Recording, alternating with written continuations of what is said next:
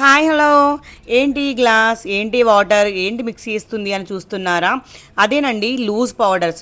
So ఎన్ని రకాల loose powders ఉంటాయి? ట్రాన్స్లూట్ పౌడర్ అంటే ఏంటి, పింక్ పౌడర్ అంటే ఏంటి, బనానా పౌడర్ అంటే ఏంటి, అసలు ఈ లూజ్ పౌడర్స్ ఎందుకు వాడతారు, డైరెక్ట్ కాంపాక్ట్ ఎందుకు వేయకూడదు, లూజ్ పౌడర్స్ ఎక్కడ మన మేకప్ ఫౌండేషన్ని సెట్ చేస్తాయి. సో ఇవన్నీ నేర్చుకోవాలి అని అంటే ఖచ్చితంగా ఇవన్నీ చేయాలండి. ఎందుకు అనంటే మనం వాడే లూజ్ పౌడర్స్ అవి వాటర్ ప్రూఫా కాదా అనేది ఇలా మనం ఎక్స్పెరిమెంట్ చేయొచ్చు. ఏదైతే వాటర్లో మిక్స్ అయిపోతుందో అది వాటర్ ప్రూఫ్ అనేది కాదు. మనం మేకప్లో యూజ్ చేసినప్పుడు అది మన స్వెట్టింగ్కి మొత్తం కారిపోతుంది. ఏదైతే వాటర్ ప్రూఫ్ పౌడర్ వేస్తామో ఆ పౌడర్ అనేది మనకి మేకప్ లాంగ్ లాస్టింగ్ ఉండడానికి యూజ్ అవుతుంది.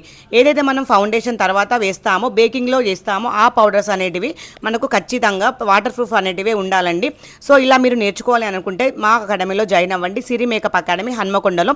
ఇక్కడ మేము A to Z డెప్త్గా నేర్పిస్తామండి. ఎందుకు అంటే మనం వేసే మేకప్ అనేది లాంగ్ లాస్టింగ్గా ఉండాలి. సో ఇలా ఉండాలి అంటే ఇలాంటివన్నీ ఖచ్చితంగా